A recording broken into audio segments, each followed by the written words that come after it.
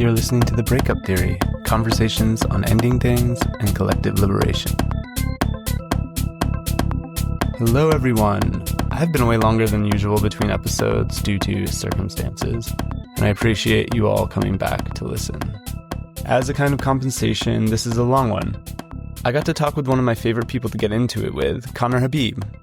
We had recorded a conversation along with Dean Spade in the approach to the election in order to reorient people's thoughts and attention towards politics beyond the state. And so we decided to reconvene, just the two of us, post-election, to discuss the relationship of feeling to thinking and doing. There was, of course, an intensity of feeling after the election, and many claims about how people should respond and act. Instead of going that route, Connor and I tried to explore ways of not giving up our feelings and power to the spectacle of politics and everything it demands from us. In doing this, we aim to expand the possibilities of action and to reconceive our relationship to the political in a way that develops a new language or a new grammar that no longer constrains us. Along the way, we talk about not taking materialism as the only basis for politics, which gets us into both religious forms of power and the consideration of spiritual relationship to the self and the world. As I say at the end, Connor's podcast, Against Everyone with Connor Habib, is an incredible resource that dives into many of these ideas through discussion and thinking.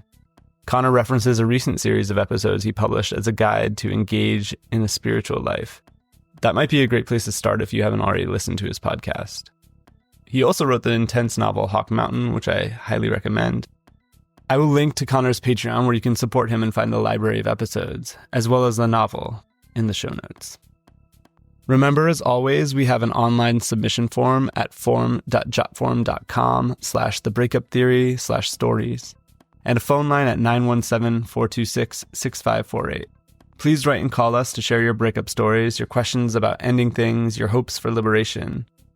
We love making these letter episodes and being in conversation with you all, so I welcome any kind of submission. If you like the show, please share with your friends and rate and follow us wherever you get podcasts. You can also support the project in my writing, subscribing to my Patreon, patreon.com/thebreakuptheory. If you have any extra cash, you can sign up for $5 a month, though nothing there is paywalled. On my Patreon, I regularly post both short and long written pieces, along with episodes and other conversations I'm having. I'm so grateful for all of you supporting me and this project. The Breakup Theory is a member of the Channel Zero network of anarchist podcasts. CZN brings together a slew of amazing audio projects, so check them out at channelzeronetwork.com.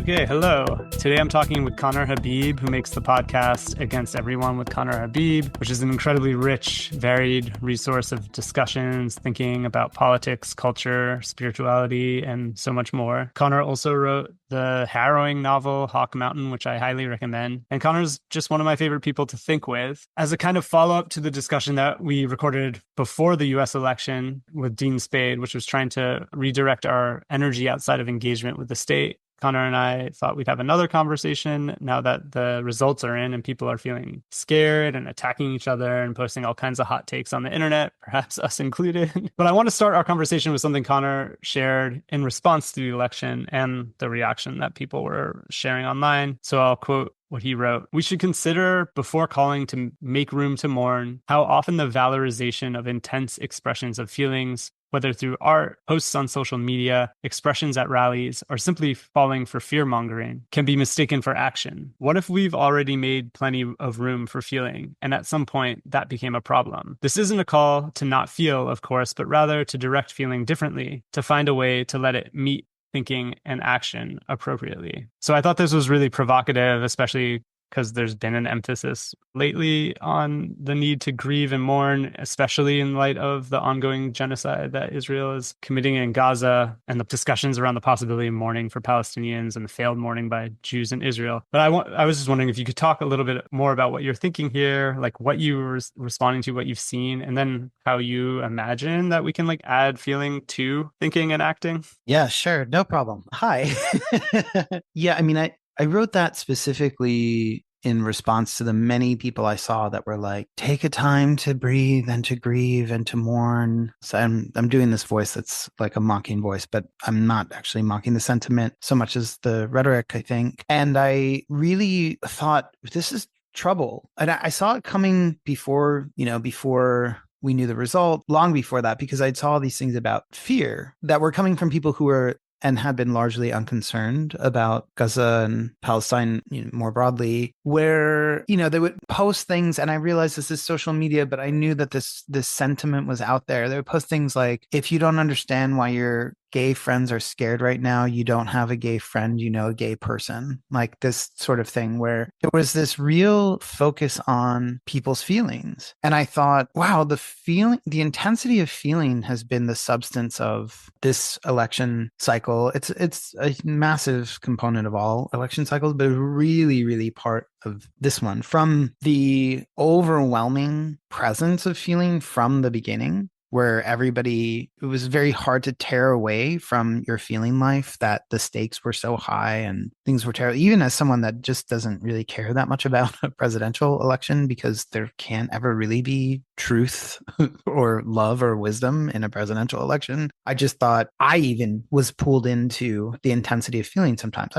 Pretty easy for me to pull myself out of it, but I was noticing how much gravity was there. And part of it was just seeing people suffering with their feelings about it and being frightened. And I thought, well, this is the technique they're using. The people and institutions in power are using this technique of amping up feeling so that people feel like they're being active, because there's so much of a storm and there's so much interactivity happening. And that was used in many ways. It wasn't just used by saying Donald Trump will murder everybody or whatever, or, Kamala Harris is bringing in the Marxist revolution or whatever, but also just in having Beyonce sing at the, whatever, appear or sing, I don't know what she did, a Harris rally, and seeing that proximity to someone that had stirred up so much feeling in people's lives through music, through performance. Not that I'm a fan, but that a lot of people are. And just even the proximity to something that was an intense feeling generator was really giving the impression that there was activity happening, but there wasn't a lot of activity happening. And I thought, okay, there's just so much. And obviously Trump's whole thing is, a passion play, really playing on people's sense of passion for this or that issue. And I thought, well, this is a lot of feeling going to waste, because what could happen instead is that we're thinking, and those thoughts, meet with our feelings and shape and inform them. And then that moves into action and activity. But right now, it's just this whole cloud, this massive fog of feeling. And so I just wanted to say something about that. And it's really interesting because that was just an Instagram story. And I got so many responses to that were thankful. And I think people were kind of just, my impression was that they were just checking themselves. Like, oh, what am I doing? Why do I even need to mourn? Mourn what? Like, what does it even mean? Like an election result? Why do I need to mourn that? Is this, did someone I love die or something? Like, this is bonkers. And so it became, I think, apparent to people how invasive that aspect of the political realm was into the feeling life. And I just, like you said at the end, I did, in that quote, I didn't tell people not to feel, but just to see how that's a dead end in a way. Yeah, there's like that old slogan, don't mourn, organize, or something like that. And I've definitely seen that sentiment also repeated by a lot of people that I respect and admire, right, in response to the election. Like, there's all these things you can do. Join a community group, like a mutual aid group, like to try and like give people ways out of like being stuck in the feeling. But there's something else like that you're getting at, which is, like we can say on one hand, it's very clear that Trump harnesses an intense sort of feeling for his to create a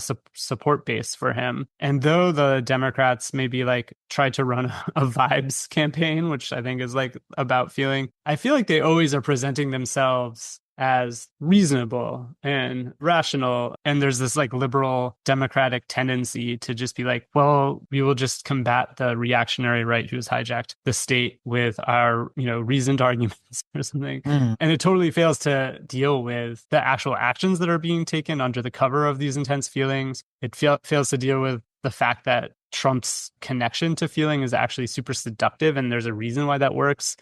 And there's a reason why we don't get seduced into supporting Biden or Kamala. And again, I don't care about presidential elections, but I'm thinking just about how it affects like the populace. Because even like you said, even those of us who don't care, like we get sucked into it. It's this huge, I mean, the way that it's presented in the media and the way that it's narrativized by the media tries to suck us in through our feelings to feel like we're, I don't know, it's like consuming, it's like watching like whatever, like an HBO show or something like that, where like, except that we feel maybe that our lives are hanging in the balance with it. So I think there is a refusal to like actually deal with feeling in a way. And then I have this personal kind of reaction to the insistence on mourning, like as it's come up around Gaza, because like from people in the West and like particularly I think Jews, like trying to hold space for mourning over all else. Like I don't think people shouldn't do that, but like to make that the kind of culmination of a political action doesn't quite make sense to me. Right.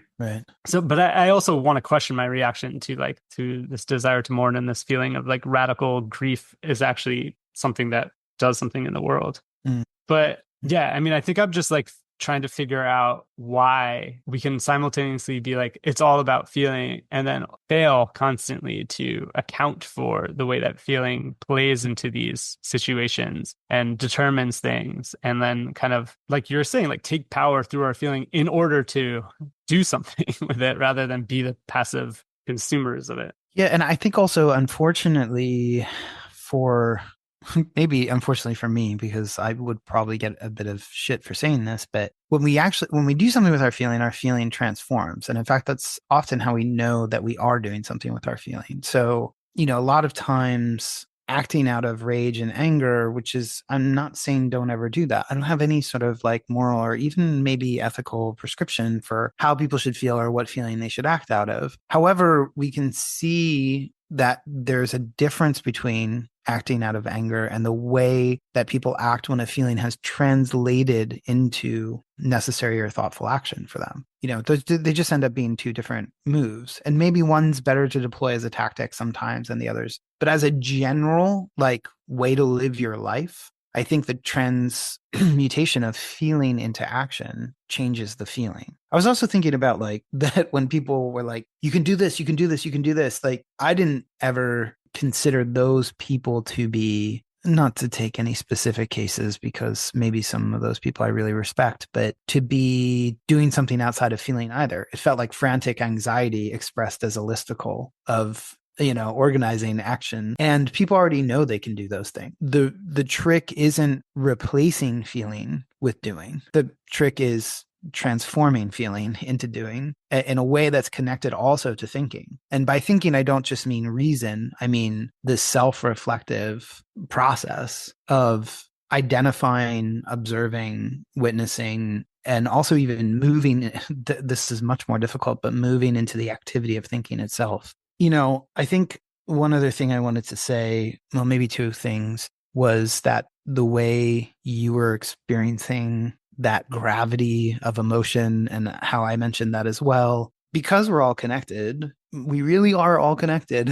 Oppression finds all of us in certain ways. And so it will find a sneaky way in no matter who you are, even if you're the one committing it, probably even more intensely in a way for some of those people. And that's not to forgive people to the point of no accountability, just because we all experience the oppression that one person feels, and we all experience the oppression that every person feels. But we shouldn't be surprised to notice in ourselves that some manipulation, oppression, repression, suppression finds itself in us, even if we have radical lives or sentiments. And then the final thing I want to say, and I can't remember if we've talked about this before, but is the real totalizing way in which the political realm really wants to seize our feeling lives. It's harder to seize our thinking lives, but wants to seize our feeling lives all the time. So I remember when I first moved to Ireland, I was at a coffee shop, and these three travelers to Ireland were sitting there, and I heard that they were, you know, they had American accents, and I didn't really know anybody at the time. And I said, hi, you know, are you visiting? And they said, yeah. And they said, you live here? And I said, yes. And I said, you had to get away from Trump, huh?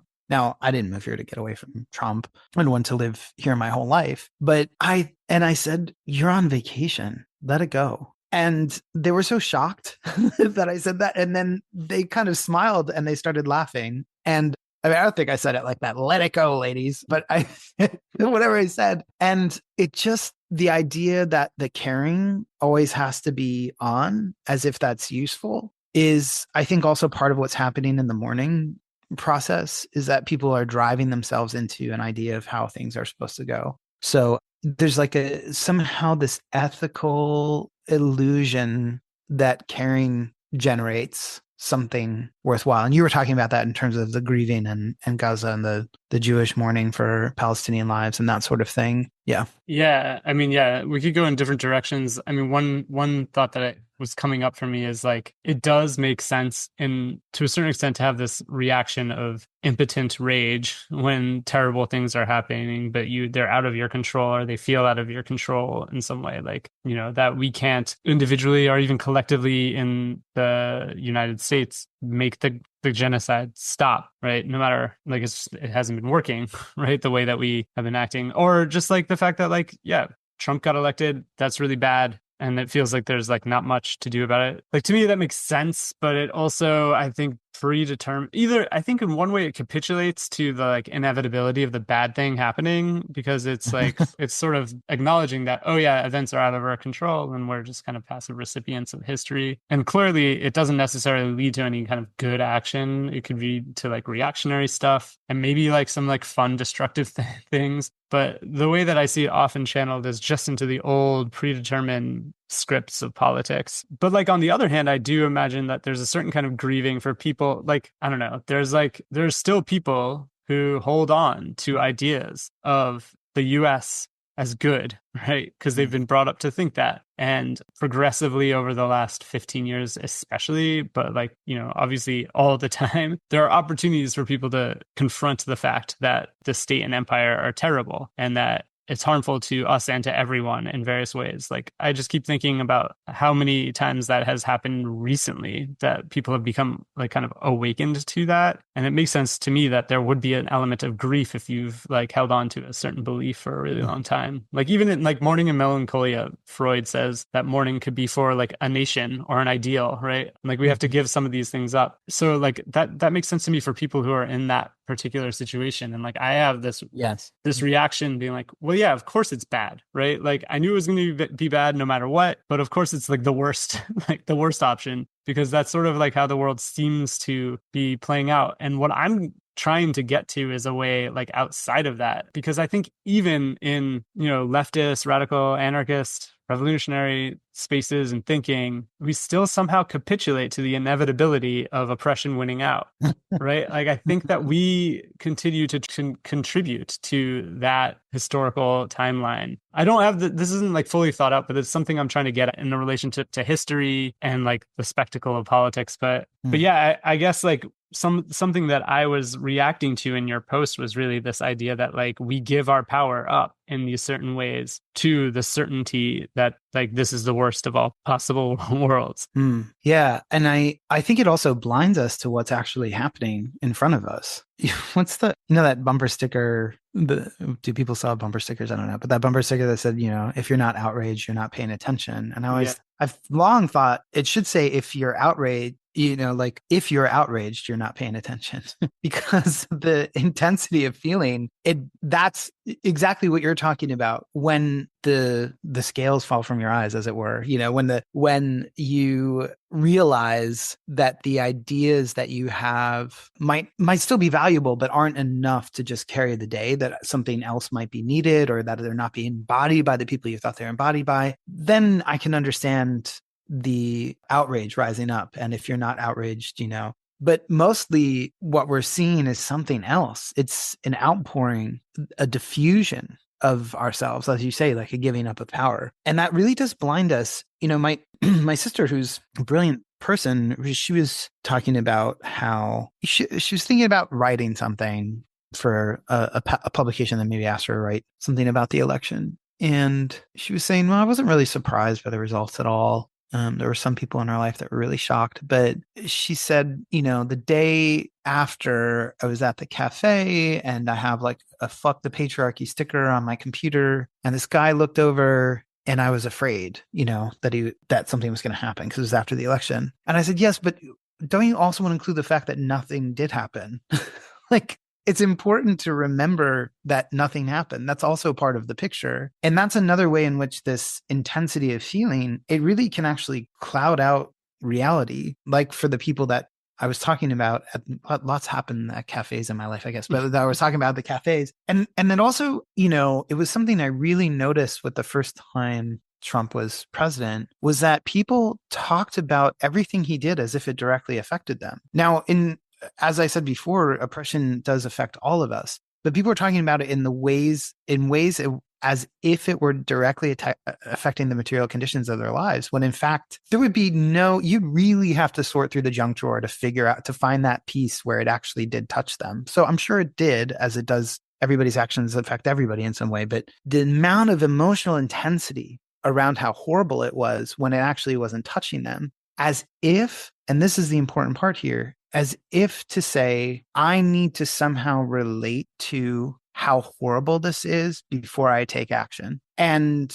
then also not taking action, generally because of that. So they would feel the intense feeling and not take action. And the truth is, a lot of things that happen in the world, and maybe this is part of what you're connecting with Gaza, is like, they don't directly affect us in the ways that we feel that they might. And we should be taking moral action anyway. So we can't look to our feeling lives as the place that we're going to find the most honest expression of what we should do all the time. There has to be a different gauge for how we act, and it has to be based on something that's beyond just how we feel, because usually, or what I've saw a lot during Trump's last term was, this is so terrible. Look at all these things he's doing. He's ruining the world, blah, blah, blah. Well, how does it affect you? Well, not really at all. And how are you taking action? I'm not, but I'm pissed, as opposed to, wow, that doesn't affect me directly, but I see people suffering and I need to go help them, which is a completely different move. Yeah. Something that psychoanalysis teaches or taught me is that all of the thoughts and feelings you have don't need to be taken as fact or truth, right? Like we have all kinds of things moving through us all the time. And there are ways, even unconsciously, that we create whole narratives for ourselves by, substantiating one feeling or one thought over others. And I'm thinking of the way that we might be putting so much weight in a particular feeling to the extent that it crowds out all the other possibilities. And this is something I think about a lot, just in terms of like, whatever liberatory thinking, that where we put our attention can be the wrong place. And then it makes us overlook all these other possibilities. Well, on the other hand, like I was talking with students yesterday and giving them space to, share their thoughts and feelings. And it's like, it's real. Like I had like, 2 Black women in my class who were like, I feel very afraid. I feel like this is a license for people to be violent towards me in the street, even more than that was a possibility before. And I think that's true. I think that's real. And I certainly don't want to downplay that. And like, I think trans people have a real reason to be afraid. I think migrants have a real reason to be afraid. Like it's not like nothing, or just like we can pretend that it's not going to, we don't know what's going to happen, but it's certainly there's going to be bad aspects to this. But on the other hand, the thing that I'm characterizing as a sort of typical liberal reaction is like, on the one hand, there's this rational thought that is like, I think this is actually the core of a lot of our understanding of politics, is that under the right conditions, everyone would agree with whatever my thought is, right? It's simply a matter of like I could convince anyone. This is like this is talked about as like the marketplace of ideas, but I think everyone really believes that whatever they think or feel, everyone else would attach to and apply to. And I think that that's connected to our and our sort of over privileging or over valuing reason and rationality in the kind of in European Western culture. And then on the other hand, there is an effective counterpart to that, which is like the head wagging and the thing, like just being like, oh, I can't believe it's so bad. Like, this is so terrible. And to me, that like comes across as like you're underneath an oncoming avalanche, but it's moving really slowly. And you're just standing there like being like, oh my God, I can't believe this is happening. Like, that's how I characterize the like 50-year failure to defend abortion in the US, right?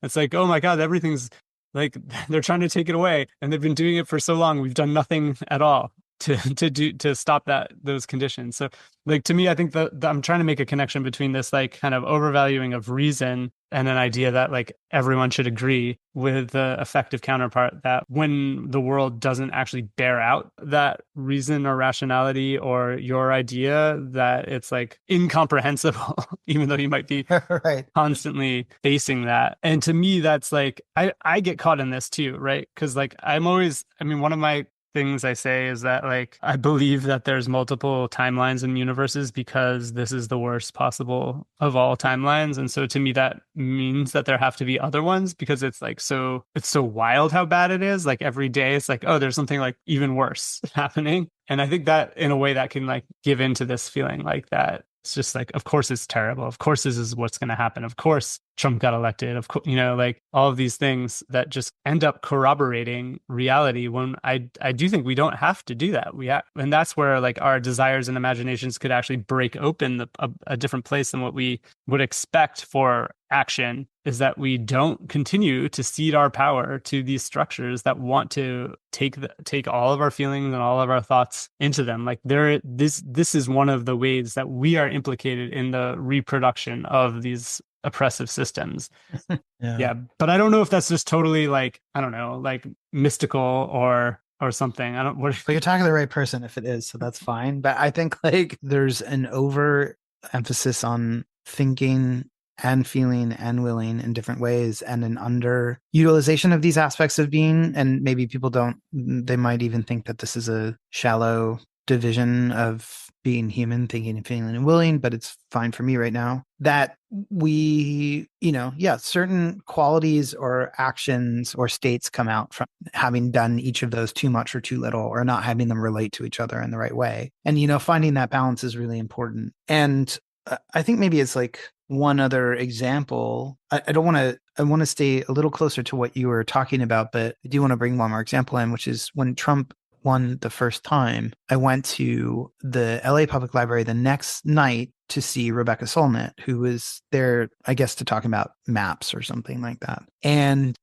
people were very surprised with that election, particularly. I think people were really shocked with this one too, which seems absurd to me, but people were very shocked then. And of course, the audience couldn't really focus on anything else. So Rebecca Solnit ended up talking a lot about it, but she kept saying stuff like, the Kyoto Protocol or something like that. I forget what it was, or whatever protocol it was back then for climate change. Like, it's game over. We're all dead if, with that, if he doesn't like get into that, blah, blah, blah. And it was just a lot of, and I remember thinking, if you really think that, how unethical it is for you to be standing here and not taking direct action now. So I do think we also need to, and it's funny because she also wrote this very like white as white bread with Freezer Mern piece for The Guardian that was like, the other day, that was like men, it's men again doing this or doing that. I mean, it was just hyper gendered in a way that was not helpful or useful at all, because obviously that was her best-selling book. It was about that topic. Not to dismiss her contribution, but I just don't think she had anything worthwhile to say about this particular topic. But I was just thinking, like, we do need to also ask ourselves why we're not taking direct action if we think the stakes are so high. And that some people are taking direct action. But what does direct action mean? What are we hoping for? And that speaks a little bit to the avalanche that you're talking about, the slow avalanche, where you just look at the snow coming down and you say, why am I not doing anything? There's a great short story called The Ceiling by Kevin Brockmeyer. Everybody should read it. It's a great short story about this people in this town. And one day, it's about this married couple in this small town or a suburb, and they see a black dot in the sky, and it just keeps getting bigger and bigger and bigger until they realize it's like a ceiling coming down slowly. And they just kind of keep going about their lives and like crouching, over time. And it's really an intense story. It's also, beautiful and heartbreaking in its way. So there's that. And also, I want to say that life is also okay for a lot of us, and it's good. And I don't want to talk about that in terms of privilege versus the people that are suffering, but we have to also see the actual picture of what's happening and talk about it. And if we think that there's something completely incommensurate with how our day is going versus what actions we should be taking, then we need to hold ourselves accountable, not just power. Yeah. One of the things that you're saying is just making me think about like the power of like normalization and adaptability, that you keep thinking like, well, it couldn't really get that bad, but then it does get that bad. And then you just like keep on going. Like life just keeps going on, right? Like it persists in this way, and people just like function even when things are terrible. I mean, in the bombs and rubble of Gaza, people are like living still, like the people who are able to survive, they're like making life within that. I mean, that might not be the best example, but probably like the most extreme example to reach for. But right. I understand what you're saying for sure. In spite of its extremity. Yeah. Right. Like, you know, we're in a totally different position here in the US. Like, I mean, you're not in the US, but the people who are like really worried and upset about Trump could maybe think about how we will normalize and accommodate to this repetition. Really, it's like it's a repetition of 8 years ago in a way. But I think like then, okay, so like one of the things that I've been thinking about for a critique of like the radical revolutionary left or the anarchists, and I think this comes out really in relation to Gaza, the vicarious glorification of Hamas and the other Palestinian liberatory forces from over here, right? I was reading some articles and interviews with Abdel Jawad Omar, who wrote that piece at the end of last year in response to Judith Butler about mourning.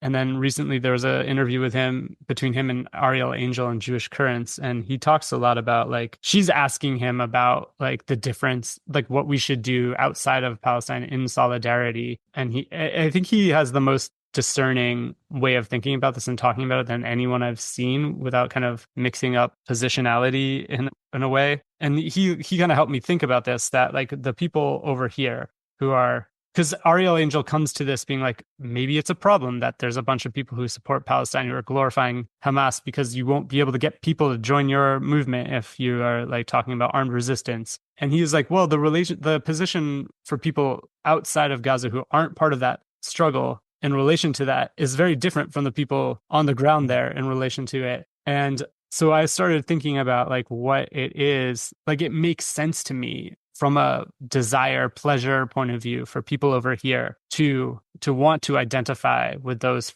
forces of freedom, to want to uphold them as a way to also kind of get at the more, I don't know, like the more liberal, cautious, pacifist attempts to support a ceasefire rather than liberation for Palestine or something like that, right? But I think that it actually comes from a feeling of impotence here, because we don't have the conditions in most Western countries for that kind of struggle. And yet I think people know that like the situation that we're living under is not tenable. It's destroying the world. It's violent. It's implicated in what's happening in Palestine. And we want a revolution, and yet it's not on the table. It's not possible. And so this also makes me think in terms of like the kind of spectacle I was talking about, that we are so infatuated with images of armed resistance from the 20th century revolutions. And to me, that ends up being a really weird relationship to history, because I think it necessarily puts us outside the realm of possibility of any kind of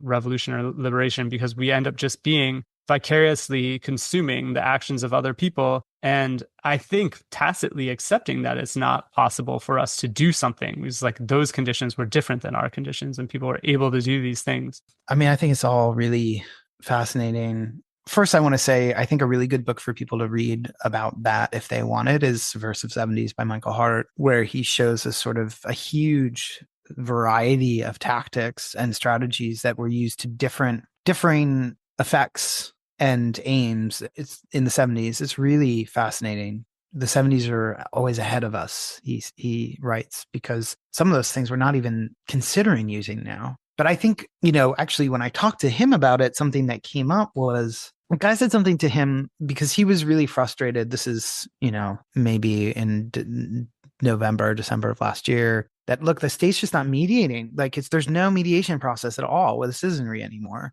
And I do think that there have been real coming to the table moments in history, and to deny those, I think, is not completely honest. Whether or not I think it's preferable to try to negotiate with the state is a completely different question, but to say it never happens is not true. But it doesn't seem like it was happening with Gaza at all. And he was just really frustrated. I said, well, what about that time when was like Allen Ginsberg or like whoever else were wearing new age medallions and like broadcasting like peace music and like trying to cast spells and stuff. And like, there's all this weird puppetry and stuff, war and governmental resistance and that sort of stuff. And I said, we probably should just start doing that first instead of waiting for that to be the last thing, because even though that might seem absurd and largely ineffective, it creates the foundations for the new imagination of different signs, different signifiers now. So our imagination isn't in lockstep with protest or people with armed resistance, with masks and guns, with all the things that we're seeing are not working. And we need to get to work on that soon too, but it would require actually something completely different. And it would require the radical and strange tactic. And I'm not saying that leads us, like I can hear people just, so you think like doing hula hoops in Times Square is like going to bring us to, radical revolution or something. But see, even that critique is so deeply connected to the imagination of what is supposed to happen after you take the actions. Oh, if we find new tactics, then we'll have a revolution. But revolution itself, that is, as anarchists constantly say, like that is itself its own imagined spectacle. And constantly funneling ourselves back into this idea of revolution when, we know that revolutionary moments are exciting and temporary. And that's not to dismiss their value just because they're temporary. Obviously, you still have value, and we don't have to talk about things as you often do on this podcast. We don't have to talk about things in terms of forever, as you remind us again and again, Julie. But I do think that the egotistical insistence of burn it all down to the ground, let's have a revolution, is its own spectacle generated by feeling and memories of the past and signifiers that we're taking in and infusing with an intensity of feeling because we don't know what else to do. So I think that that's another way in which this feeling picture comes in. And I also want to say, as per the discussion that you were talking about between those two other intellectuals, I'm not saying don't do any of those other things either. You don't have to foreclose all the other tactics and innovations and everything we've learned. It's just that there has to be some more room for something else to happen as well. Yeah. So first of all, I literally wrote down in my notes for this conversation a reference to your conversation with Michael Hart and like talking about levitating the Pentagon, because I think that I think there's something there, and you pushed on that in the conversation. And I just saw like Matilda Bernstein Sycamore posted, "Honey, it's time to get more bizarre. We're going to need all the bizarreness we can get."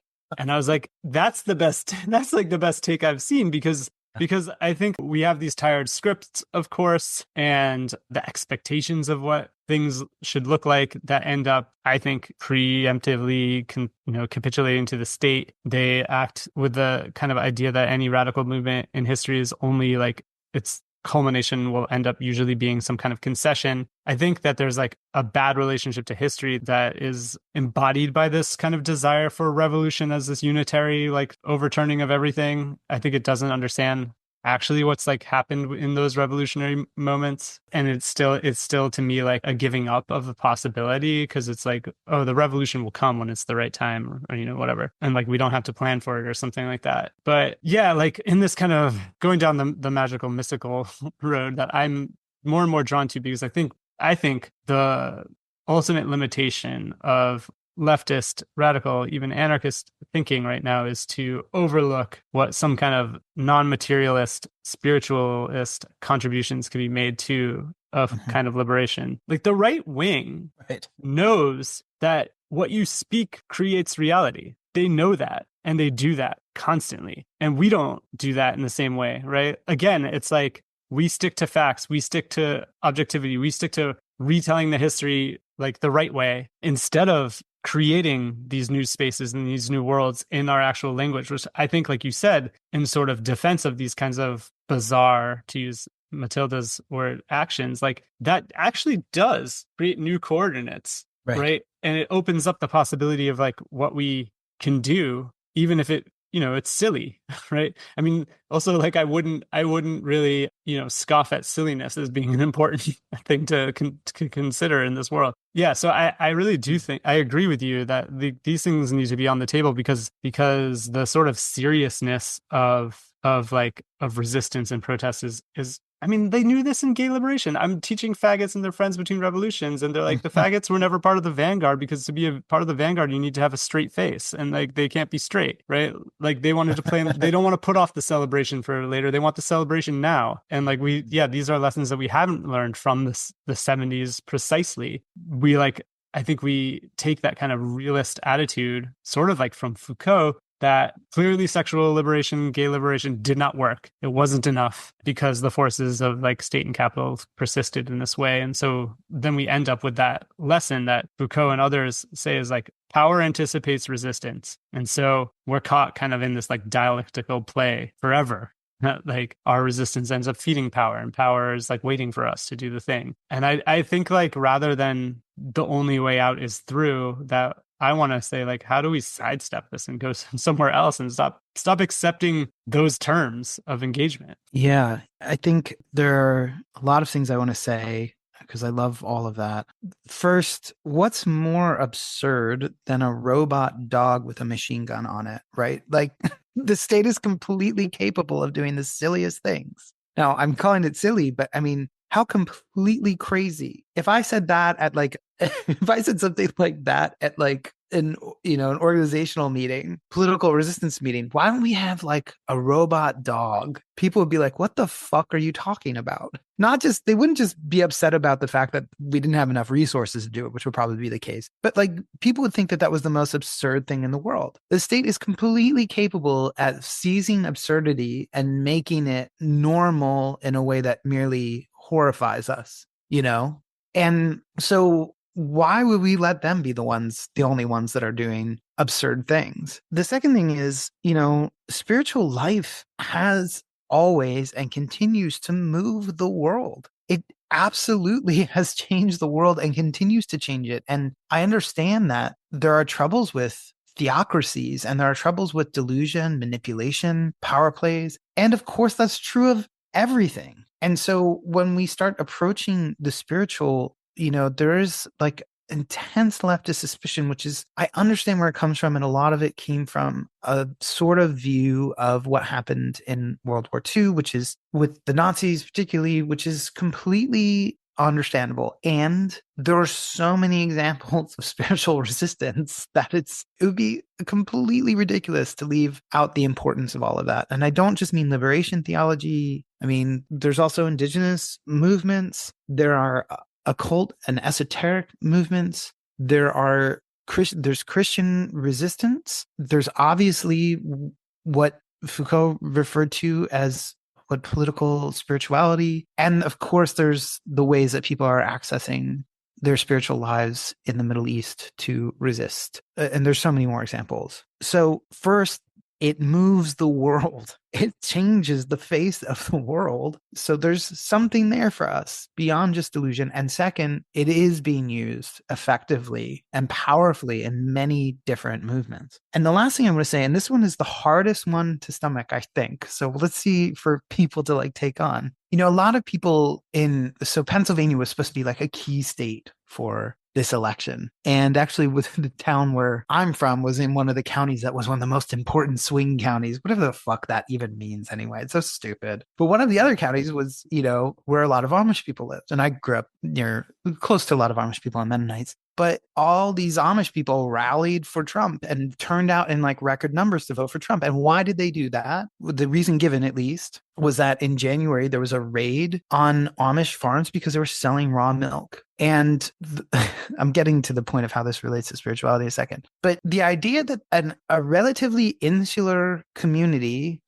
spiritual community, selling a product that somehow stands outside of what the Food and Drug Administration has labeled dangerous for people because science. I mean, that to me is a real indication of the ways in which science and industry have become so manipulative to the point where they wed themselves with power.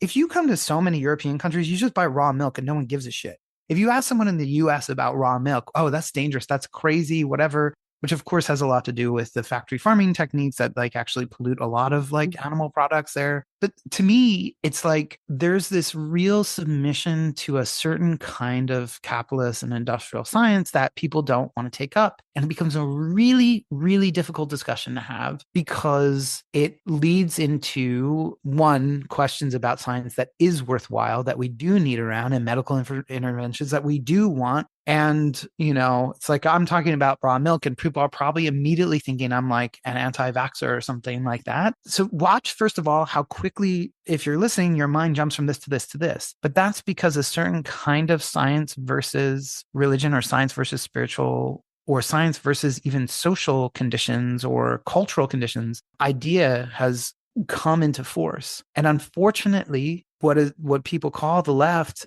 at this point in time is largely completely submissive to that. And that really funnels into a resistance to any sort of spiritual presence in organizing and, aid and care. Yeah, like in line with the thought that what we speak speaks things into existence. Like that's a way we could understand science, right? Like science creates things through, it's a description of the world that also makes things possible. And that to me is not so far off from magic, spells, or prayer, right? Like this desire of like, making the world now. Like the idea of science that I guess people hold up is that like it's supposed to withhold certainty through confirmation. But I don't know. I mean, if you actually look at like scientific studies, a lot of the time it's not ever clearly articulated to what extent their premises just assume the way the world works now is necessary and even good.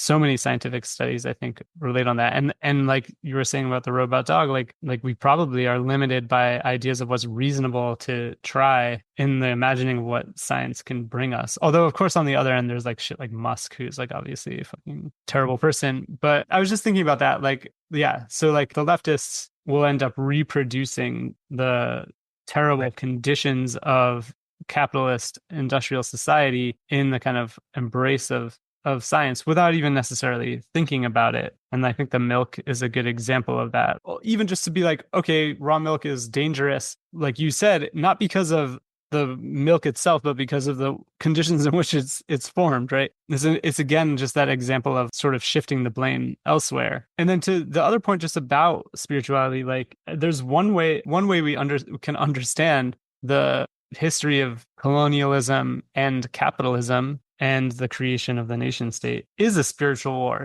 It was a spiritual warfare. It was articulated as such, right? It was articulated through the Catholic Church and then Christianity, like different denominations of Christianity, as basically a holy war, right? And the long process of forcing us off, like out of subsistence and into the working conditions, was also forcing people out of spiritual connections to the world around them through the ability to like control people through a specific religious kind of dogma. And then people still use those tools against the power, right? Because like a lot of, like you said, there's like so many histories of resistance that are articulated through spirituality. Like many Christian movements, or many movements in like, in this period were explicitly Christian, but like heretical Christianity. So I think like if we just dismiss spirituality as a component of this, it is actually a bad historical take how this world was created. And I mean, I'm not alone in thinking like the disenchantment of the world is sort of a condition of modernity that is a problem. But I do think we ought to consider ways to rethink that, like that again, nothing is all knowable, right? Like I think about this a lot. I don't know why, but the invention, like I think about how the invention of electric light like utterly transformed the world, because people lived in dark a lot of the time, right? And when you're in dark, shit feels different. It's scarier. Like you don't know what's going on. You can't see things. It creates a completely different worldview than a completely illuminated world. And I don't know. I just think like that. I try to think about that, how these like seemingly minor shifts are important things that make the life that we live comfortable and possible, like utterly change our relationship to our environment. I don't think we always pay attention to that. And like right now, I think like the worst way that is manifesting is like through social media and through our phones. And ultimately, like I was saying, it ends up allowing us to consume life rather than act in it. We're just like watching narrative teleplays all the time or something like that. Again, like what I said I wanted to talk with you about is outside of materialism, you know, which ultimately ends up saying like, I don't know, yeah, it just really constrains the possibilities of the world. Yeah, God. I just read a great novel about an Irish town getting electricity for the first time called This Is Happiness by Niall Williams. An incredible novel, very loving, very sweet novel. But there's this great moment in it where there's like one household that's just kind of holding out. They don't want the electricity. There's no big war about it or whatever. But the guy's like, we're turning the lights on for the whole town. Don't you want it? And he like finally says this thing that's so convincing to the family. And then like the grandfather just says, but weren't we happy without it? And they're like, yeah, I guess so. So we don't really need it, right? Like it's hard to ask that question in the midst of the flow of progress and what is called progress. But yeah, I mean, I think first I want to say I understand what you mean when you say the disenchantment of the world. I think there's really good arguments that actually never happened, that the enchantment moved around into different places. And I had this guy, Joseph Ananda Josephson Storm, who's a religious scholar, who wrote a book called The Myth of Disenchantment, which it's so great. He just goes through all these people that we think of as completely secular humanist philosophers. And he's like, this person was, was influenced by this person. I mean, it's interesting. The, Situationists influenced by occultists, Hegel influenced by occultism, even Adorno, influence, who was so vocally anti, magic or whatever, really influenced by occultism.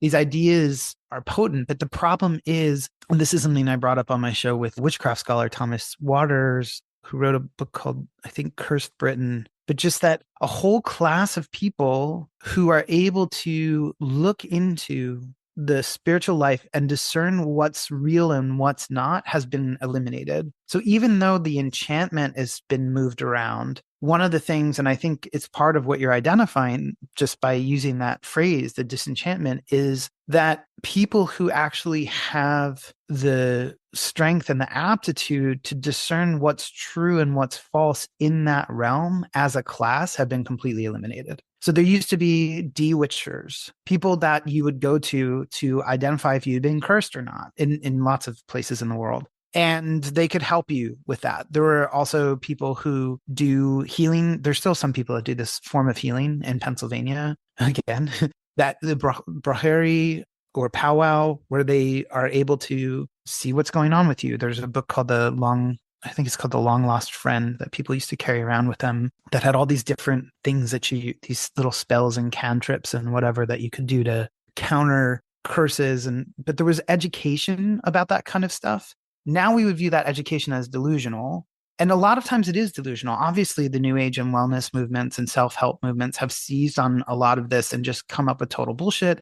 And also conservative and far-right people have come up with their own versions of spirituality, which are just total lies and based on nonsense. But you don't have any figures who are doing real work to be able to go into this realm. Now, there are some people, and I try my best, by the way, to be someone that I can talk about things in a real way. But what does that even mean? You have to actually lay the groundwork for people to actually accept that what you're saying has some truth to it before they even hear what you might have to say about it, which is in some ways the best characterization of almost 300 episodes of my podcast, which is talking to leftists about spiritual ideas very often. But it's also, you have to fight against the kind of leftism that someone who, I'm sorry, just have never found her work worthwhile at all, Silvia Federici, deploys, which reduces all spirituality to a function of political economy. And there are lots of ways in which this crops up, but the most famous one, of course, is this idea that witches are just feminists, it's just they were persecuted because they were wily women or whatever. But the truth is, they were also witches. So it's also important to see that there was some spiritual component there that was threatening, and also to see that the state also deploys and uses spirituality and witchcraft in explicit ways sometimes. Without delving into conspiracy or QAnon stuff, there are ways in which you can just simply identify it. it's obvious in other places. Like if you look at Alexander Dugin, he's obviously talking about spiritual stuff in Russia and was for at least a while. I'm not sure what his position now, but a major state advisor. But you can see it in other ways. And unfortunately, again, that falls into this weird conspiracy fractalnoia net where people start coming up with the craziest ideas because, again, there's not that class of people that we're able to discern and identify. And so it just becomes really, we don't have any education in that anymore. We don't have a language for it anymore. And a lot of times when people talk about spirituality, even when they're talking about it in terms of the left, they're just resorting to mystical terms or, spiritual accoutrement like tarot and astrology. I'm not saying get rid of those things. I mean, I use the tarot deck myself and I find it really interesting.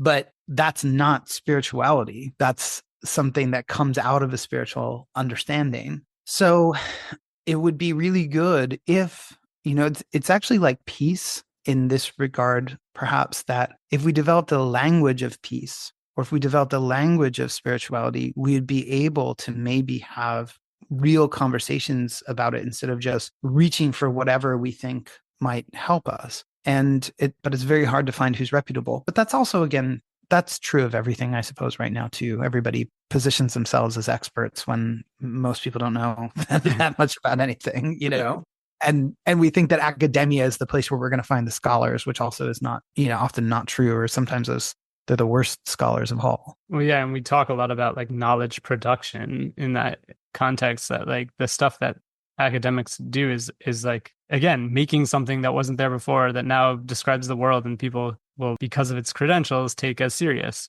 Mm-hmm. I'm really interested in like this disappearance of like people. Like, I don't think you mean like a priestly class that you need like a hierarchy of people to interpret things for you, or like the people who, give us our dogma or doctrine, but like a position in society that like either we don't have or we don't value anymore. I think that's really interesting. I think like also the allergy to spirituality comes from an idea of religion that is like probably wrong and doesn't accurately describe many things. Like that religion is the set idea, a doxa, that like you must adhere to, that gives you instructions about the world. But like many forms of spirituality are not set in concrete things set in stone, but there are a set of practices that change through who's practicing them and when and over time. And I mean, like my background in Judaism is an understanding of Judaism as like an ongoing argument, And then I think also like because of this concept of religion and this way of telling history of like the Abrahamic traditions of Judaism and Christianity and Islam, and Gaza is a perfect example of this because it's presented to us as this like age-old battle between right. Islam and Judaism, which like just isn't true, and the world didn't operate so black and white in that way. But like then we want to throw away all these possibilities because that's the problem. That's the thing that's like misleading everyone. So I like the way that you're reframing it, because could we then relate to like, yeah, it's a question of desire again, to me. What do we want and what do we need, and how can people serve those things? Like maybe we have people who are doing that, like you said, who aren't the people that we might think we are, who are offering interpretations of the world that can make things possible, or that people who serve these kinds of functions in society. It does get mixed up, obviously, with like the bad versions of that, which typically are like grifters. They're like either colonialized appropriations of things, and they're usually really the profit is like profit, like profit is like the motivation, right? Like rather than a kind of prophecy. So then, we can just like discard everything because of that, because there's this phenomenon of like white wooey people doing shitty things. And like it should, like I also was thinking as you were talking, like it's not coincidental that like people like Peter Thiel and JD Vance are Catholics. Like they're converted Catholics, right? Who have thought of Catholicism as a tool of ruling. And they're not people who like necessarily brought up Catholic. They're people who are taking it on in a specific way and formulating political ideas through that. And they're our enemy, right? Like are one of our enemies. So they, again, an example of people who are using spirituality for political purposes. Yeah, I mean, it's really fascinating to see how powerful Catholicism is in the US. I mean, whether it's the Supreme Court or the vice president or tech, and one of Catholicism's functions, which served a beneficial purpose in a way, is actually to obscure and block people's access to the spiritual life. So there's a way in which Catholicism presented a useful obstruction which had to be overcome by people to lead to spirituality. So, like, if you view Catholicism as a spiritual path, it is a genuine spiritual path, but part of that path is constant obstruction. And that some of the Catholics who have done like tremendous work to unlock their spiritual understanding, like I'm thinking of the Hegelian philosopher and Irish priest, John O'Donoghue, really had to navigate those obstructions until he came to the spiritual core of Catholicism. Whereas a lot of people who are in power that you're talking about are thinking that the obstruction is the presence that is actually the presence of Catholicism. We'll just keep everything out. And often they have isolationist tendencies as well. I was thinking of also how some of the people that we wouldn't expect. Like, I actually told David Graeber that he was a de-witcher, when we were talking. I was like, listen, you're an anthropologist. Like, part of being a good anthropologist is that you are the instrument of understanding and that you practice some of the things that the people you're interacting with practice. And you really do have the ability to discern what is true and false in spiritual development. And it was really interesting because I thought he was going to be more resistant than he was, because I thought, he wrote this book on kings with Marshall Sahlins, and it seemed like Sahlins is the one that really had the spiritual perspective. But Dave was like, no, he didn't believe in any of that. I'm the one that actually, he's like, he argues for it, but didn't believe in any of that. I'm the one that like actually was invested in some of that stuff. But I think anthropologists are great. Michael Tausig's another one where the understanding that, just the first of all, understanding that consciousness structures might be different as a result of or in different cultures in different time periods, and that therefore what is experienced as reality is completely different. And we have to actually accept that to be open to other people is just the groundwork. That's the basic for being able to do some of this work. And so I think anthropologists are very often primed to do that work, even though Sylvia Federici is an anthropologist. And I also love that what you said about Judaism, because it is true that, the spiritual life is evolving, if that's an okay word to use, with us, that we're always changing it, and it's changing with us and changing us, and that we are meant to bring it forward as well. We're meant to bring it into the life that it wants to have right now. And so to think that it's an artifact rather than something that's alive is really damaging in a lot of ways. And I think there's a lot that's open to it. I think people have an okay time, at least a little bit now, with certain thinkers understanding that. Like, if someone mentions Heidegger, I don't think that they feel the need to apologize profusely anymore, because the idea is like, well, I want to bring forward what was worthwhile in his work. And that's maybe a shallow comparison there. But the idea is, just because there have been spiritual crimes against people, spiritual atrocities, that doesn't mean that there's not something that we think with and bring forward. That's just would be preposterous to think otherwise. Yeah, and also literally like affected the world, right? So like you could say whatever you want about Heidegger, but after Heidegger, people are in conversation with Heidegger. So the things he did and said formed the next things. So you can't just like be like, well, fuck Heidegger, I'll never deal with him, or I don't know. Heidegger is someone I've spent a lot of time with, and actually has had reactions to the feeling that it was like a kind of Nazi like spirituality that he was coming to through his like a kind of worship of the Greeks. But okay, so what you were saying about Catholicism as a path with obstruction was interesting to me. I was thinking like Freddie Perlman basically says like the innovation of Christianity was that you internalize through sin, the idea of sin, self-oppression. You don't need the same kind of external oppression with that concept of sin, because then people are limiting their own actions based on that. And I think that's an interesting way to think about it. But then you have like, people that I've been enraptured with and studied, the aesthetes and the decadents at the end of the 19th century. And like most of them converted to Catholicism by the end of their life. maybe on their deathbed, like Oscar Wilde is rumored to have done. And they approached Catholicism from a totally different point of view. And even the concept of sin, right? Like there's something delectable in sin. It's also like Bataille and transgression. Bataille, who was Catholic, right? And like a Catholic librarian. And he, in inspiration from Nietzsche, like articulates all of these sort of ideas about transgression. And to me, he's like also a foundational thinker because of his emphasis on wasteful actions that make no sense. Yeah, I mean, a friend of mine converted to Catholicism and espouses a Catholic anarchism. But he's also like, if I'm a Catholic, I'm a heretical Catholic.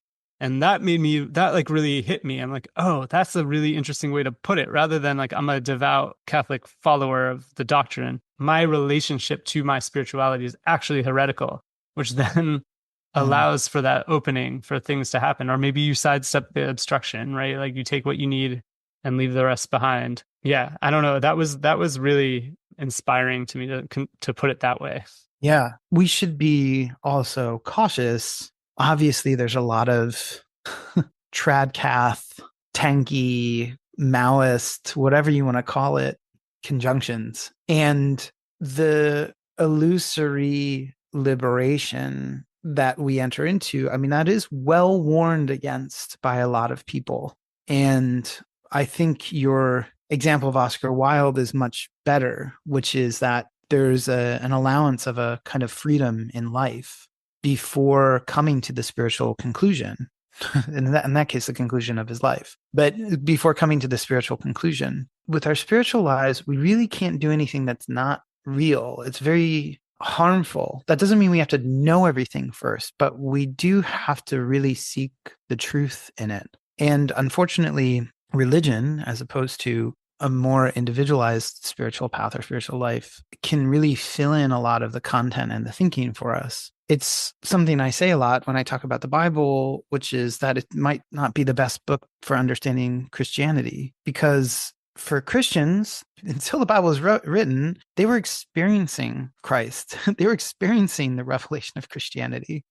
It was a part of their lives. They didn't know it through a text. They knew it through presence. And so that is actually up to all of us. What that means also is that the form of Christianity that came into the world was such a profound presence before it funneled itself into a limited version of many texts, was one where people were close to what they were experiencing. And I think that's up to all of us. And that also has an anarchist aspect to it that we should pay attention to. And in fact, one could say that there's maybe few things more anarchist than Christ, really, or abolitionists. This is a really potent figure for our movements if we don't chain it to the Bible and to religion. Maybe that's an obvious point. But I think people forget because they take the figure as one that is merely a textual figure. And I also want to say for myself, my spiritual life comes from a lifetime of spiritual effort. It's not something that I've just read about. And I also think it's really important to read stuff, take stuff in, have conversations, go to lectures, all that kind of stuff, get sources that help you articulate and understand, but that the development has been mine. And the most important spiritual text for me is my own life. And I do think that that's what's being called for people now. And I think it's true that a lot of people on the right are spiritually active, but it does seem often true that they're really kind of getting a package of their spiritual life from an authority figure. And so the move is not to discard the spiritual life, but rather to live out our own, each of our own in freedom. And then when we're ready and we think we can speak honestly about it, talk with other people about it. Yeah. I mean, the spirituality that even for right-wing evangelical Christians, what we can maybe learn from is that it creates community or collectivity like that. Often people trying to oppose those forces don't have on offer. But yeah, it might be a community that revolves around like hate or like following someone else's rules. I think what you said is interesting about like the Bible, because these books came about in a historical context for certain purposes, but then have transcended those purposes and then are used in all these other ways. And we accept that, and we accept the functioning of that. Again, this is the thing that I like keep coming back to, is like, I think one of the ways that we are trapped is that we take for granted certain structures of the world and continue to impose them on ourselves. And part of that might be like the spiritual as dictated by these, what quote unquote monotheistic religions or something like that. This is what like our original conversation, I don't remember when that was, but like breaking up with the state, like we look at things and sometimes we are limited by our really, finite perspective, but we look at things and inherit them in a way that forecloses all these possibilities and reasserts the kind of strict boundaries that I think we need to think about how to throw those off. So for me, like, I left scholarship because I was like, I don't want to be a good scholar. I don't want to be attentive to things. I want to approach the things that I want to study for purposes that are not objective, for purposes that like turn them to my desire and the desire that I want to share with the world. And I keep coming back in my head while we're talking to the like, I think it's Anton LaVey, right? That do what thou wilt shall be the whole of the law. That's Aleister Crowley. Yeah, Aleister Crowley. I think there's something in that, right? I mean, it's also like, it's like Nietzschean too. Like there's something like that could be a spiritual principle. It could be something that leads to total immorality, obviously, or like harm. And for sure, like the people who have power obviously feel permitted to do whatever the fuck they want. But I don't think that those of us who are seemingly powerless are ready to accede to our power through such a kind of permission to ourselves. Yeah, well, I mean, that Crowley thing is interesting, just to pick up that point and maybe move into some of the other ones. But that statement to me is a really ultimately enfeebling statement, because it's an inversion of a more powerful statement, which is in the Bible, which is, wilt thou be made whole, which is a statement that comes in a moment of profound healing, where basically someone who's disabled can't get to the pool of Bethesda, and all these people start crowding him out before he can get there. And it's a question that actually has a healing effect, just to even ask, wilt thou be made whole? Whereas Crowley's version is still bound to the law. And it's still a way that you are popped out from the law, even if you're saying that's the whole of it, is just what your will is. But actually the will, and I think that this is really important in spiritual terms when we think about being politically informed by our spiritual lives, the will is not, how will I say, I'm just going to say it and then we'll try to walk it back a little bit. The will is the will that you give up to God. And what I mean by that is not that you give up your will to the Catholic God or Allah or whatever, but the ideal that you hold. And that ideal might be very different for you and for me.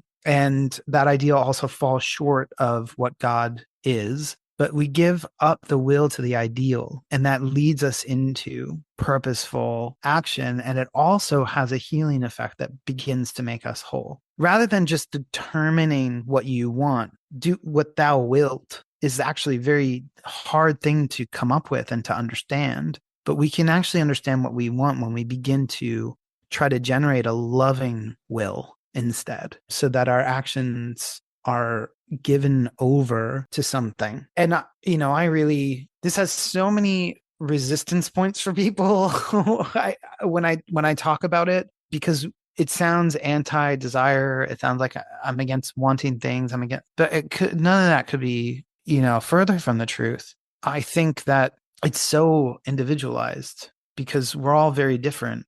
We all have different purposes. And we all have different incarnations. We all have different combinations of being, but we are all united in spirit. We are all connected on that level. And for me, at least I will say, that's practice of giving up, of trying to become whole, has led me to the actions that it's led me to, which I feel on the good days quite at peace with, actually. And I also view from the reflection I get from others as helpful. Yeah, you pointed out limitations of that.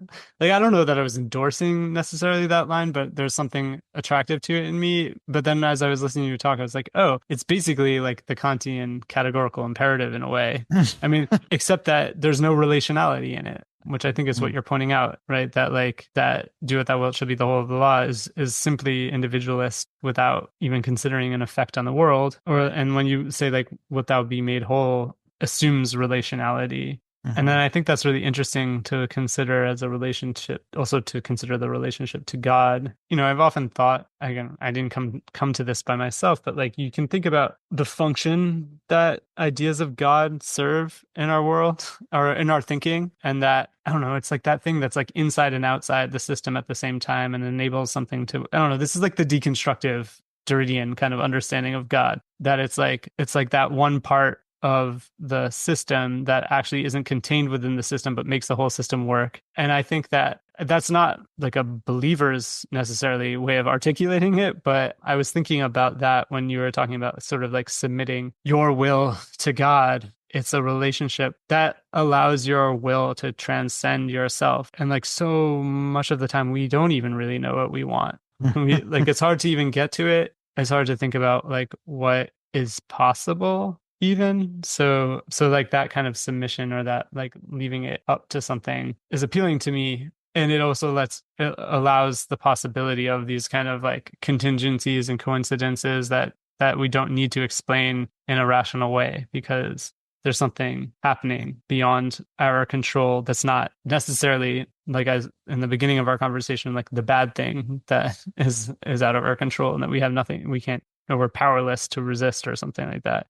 So yeah, I thought that was really interesting and a good sort of course correction, because I'm not one to think that like, you know, our individual will should limit other people's possibilities or desires, or should articulate a vision of the world that is unitary, univocal, individualized. Yeah. It's so hard, I mean, to come up with a formulation for how to do that, though. And I also hear the anarchist, you know, cry of no gods, no masters. And I think that that's also worthwhile. That's because the masters and the gods that are being named there are universal systems of control. And I think it just gets so dumbed down to be like, well, spirituality is bad and like, you know, no one should ever be considered better at anything than anybody else, you know, or something like that. It's like, well, we have a lot more available to us than just reducing it down to something simplistic like that, which really misses the potential of a cry like that, which is meant to lead us into freedom, you know, kind of true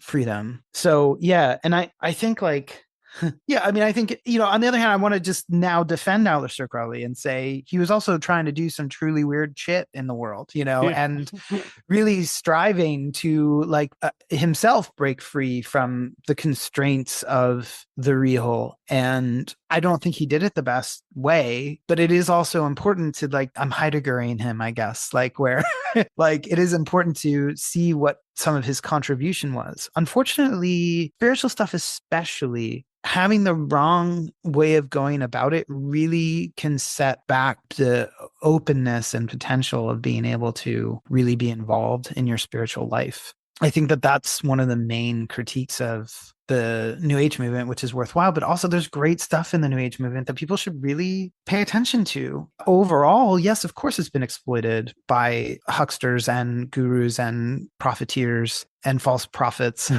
to spelled either way in that case. But there's some really beautiful and wonderful stuff in there that's really useful, particularly constantly being able to touch a sense of purpose and ability to direct your own life. I mean, the strength that really gives people, I think, is really profound.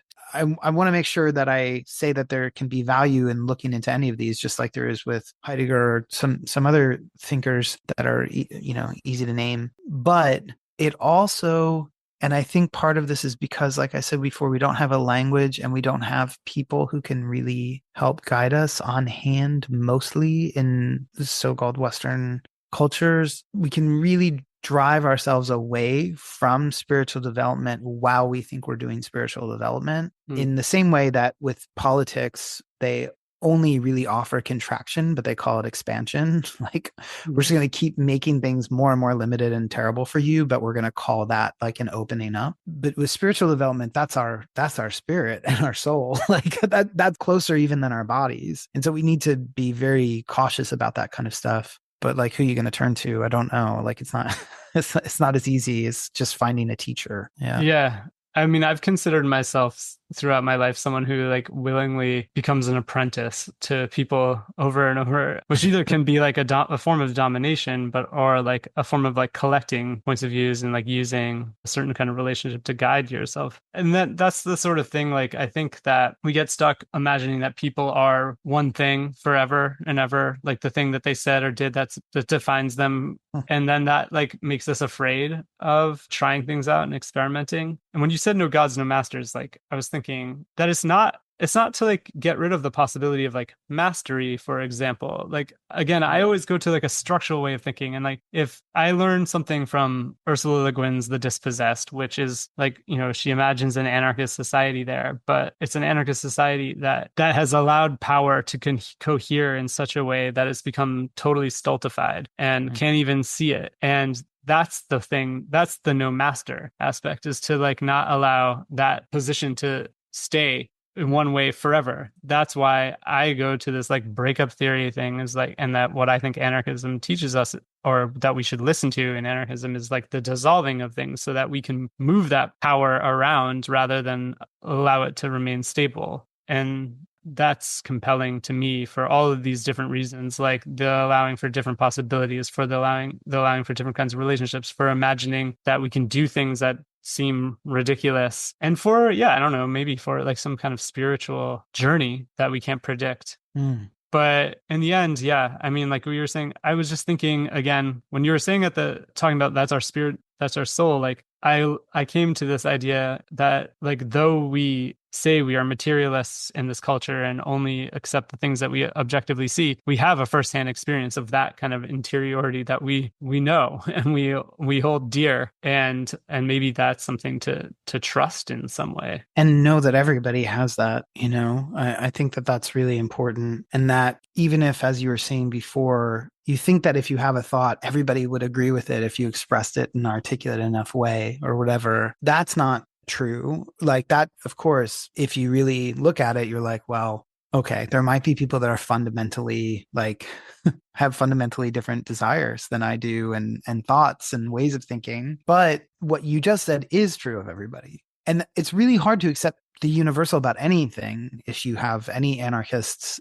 predilections at all. But it's really important to remember, and that's going to be really important to remember in the years to come, when there are many, many disaffected Trump voters, in the same way that a lot of people fell away from the Democratic Party because of Gaza and Palestine. I know people have made arguments that that's not true, and I refuse that. Like, I think on some level it's definitely true that people did not vote for her because of that. Because, I mean, it's absurd otherwise. Like, why did she get so many less votes than Biden? Is it because, and then when people are like, well, because she's a Black woman seeking power, that's really hard. It's like, she was vice president, so I don't know what the fuck you're talking about. But also, like, there's a reason. But when his popular vote numbers were actually a little less than the last election, it was just that, as I always say with elections, one candidate is just less not elected than the other. So she was more not elected than he was, basically. But the thing I meant to say about the Trump voters was they'll be very disaffected, and it will be important to find ways to connect with them. It really will be. And that seems unfathomable. But I've been listening to a lot of podcasts lately from people that are, like these black-pilled podcasts, like that stupid term, where people are talking about all sorts of things that sound exactly like leftist anarchists. It's the same shit,